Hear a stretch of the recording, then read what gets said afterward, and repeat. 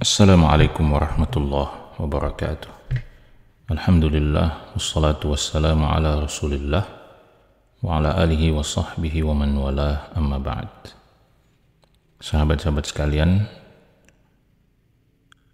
dalam kesempatan kali ini saya ingin mengutip sebuah tulisan pendek yang ditulis oleh Syekh Profesor Dr. Ali bin Ali Muhammad Audah, yang menukil dari salah satu ceramah Syekh Muhammad Nasiruddin Al-Albani rahimahullahu ta'ala dalam serial ceramahnya yang sangat fenomenal, yaitu Silsilatu Al-Huda wan Nur. Dalam salah satu ceramah beliau, sebagaimana dikutip oleh Profesor Dr. Ali Muhammad Audah ini, Syekh Al-Albani rahimahullah mengatakan bahwa la istiqrara lil yahudi fi Filistin, bahwa orang-orang Yahudi tidak akan langgeng berada di Palestina. La aquluha tafa'ulan, kata Syekh Al-Albani, saya tidak mengatakan itu sebagai sebuah bentuk sikap optimis. Wa innama aquluha tafaqquhan fi ahadits katsiratu wa katsiratin jiddan.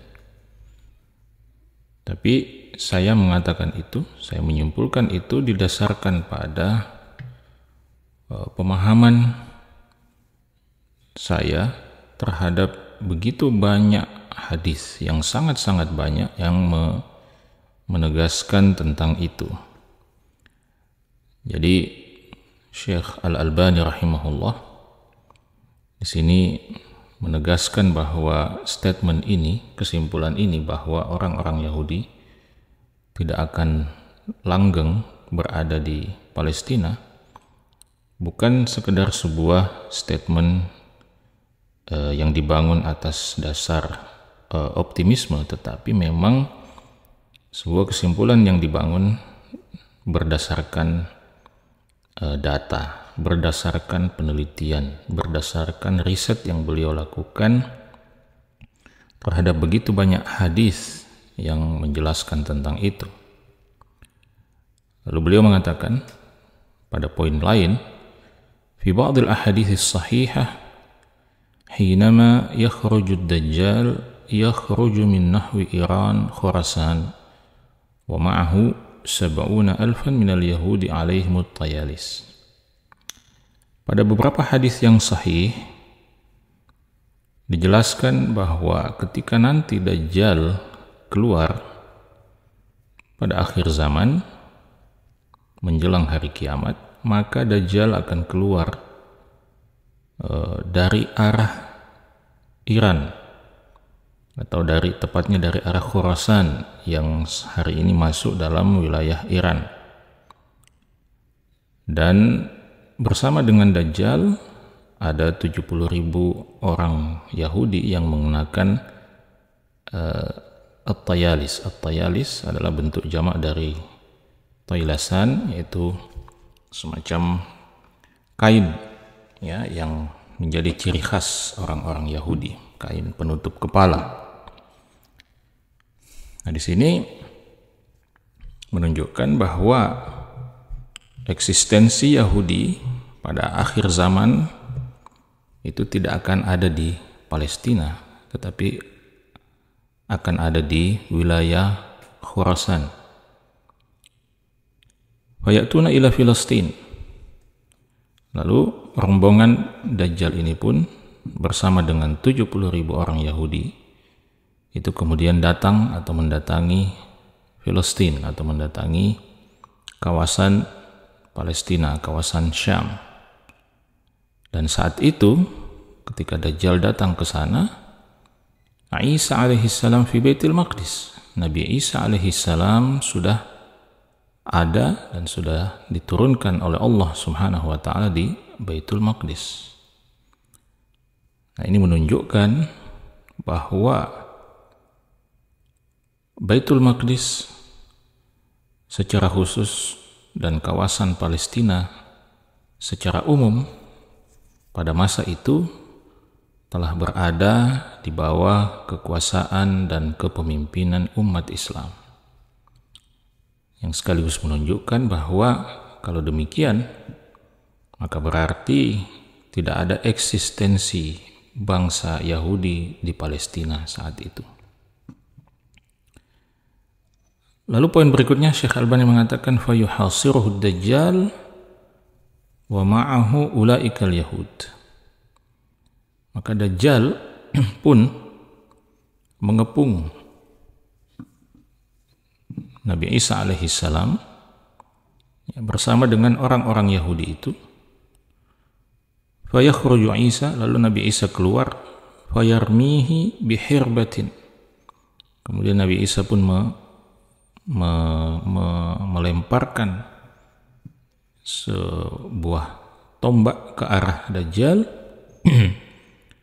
fayaqtulahu, yang menyebabkan kemudian Dajjal terbunuh. Dengan itu, dengan cara fayadzubu kama yadzubul milhu fil ma. Jadi Dajjal itu terbunuh dengan cara dia kemudian meleleh sebagaimana garam meleleh di dalam air. Jadi seperti itu kronologi kehadiran Dajjal pada akhir zaman bersama dengan orang-orang Yahudi. Nah, kesimpulannya kata Syekh Al-Albani rahimahullah, wa ma'na dukhuli Isa wa muhasarati ad-Dajjal lahu fi Baitul Maqdis. Ya, makna dan penjelasan tentang masuknya atau beradanya Nabi Isa alaihissalam di Baitul Maqdis, kemudian pengepungan Dajjal terhadap Nabi Isa alaihissalam di Baitul Maqdis, ini menunjukkan bahwa annahu laisa hunaka yahudun yawma idzin, bahwa pada hari itu atau pada saat itu tidak ada satupun orang Yahudi di Baitul Maqdis. Maka inilah yang tadi dimaksud oleh Syekh Al-Albani rahimahullah, bahwa orang-orang Yahudi tidak akan memiliki eksistensi yang langgeng di Palestina. Ya, dan itulah yang kita saksikan pada hari-hari ini. Dan mudah-mudahan apa yang kita saksikan pada hari ini adalah menjadi awal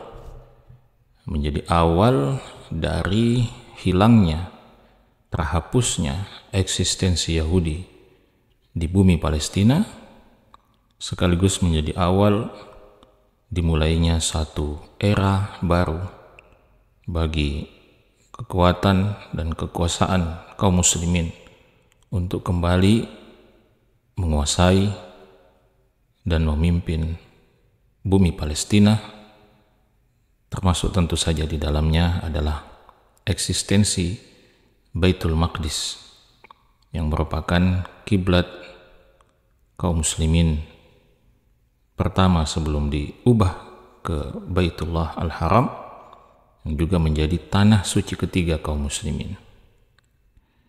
Karena itu Syekh Albani mengatakan, "Walidzalika la tayasu min rauhillah." Karena itu jangan pernah kalian putus asa dari rahmat Allah Subhanahu wa taala. Innahu la yayasu min rauhillah illa al-qaumul kafirun. Karena tidak ada yang putus asa terhadap rahmat Allah Subhanahu wa taala kecuali kaum yang kufur kepada Allah Subhanahu wa taala. Maka sahabat-sahabat yang dimuliakan oleh Allah Subhanahu wa taala, jangan putus doa-doa kita untuk saudara-saudara kita di Gaza pada hari-hari ini. Mudah-mudahan pertempuran demi pertempuran, pengorbanan demi pengorbanan yang mereka berikan menjadi awal kemenangan bagi kita seluruh umat Islam, sehingga akan tiba saatnya kita semua insya Allah datang ke Baitul Maqdis sebagai orang-orang merdeka dan sujud kepada Allah Subhanahu wa taala di sana sebagai orang-orang yang merdeka dan berdaulat. Semoga bermanfaat. Assalamualaikum warahmatullahi wabarakatuh.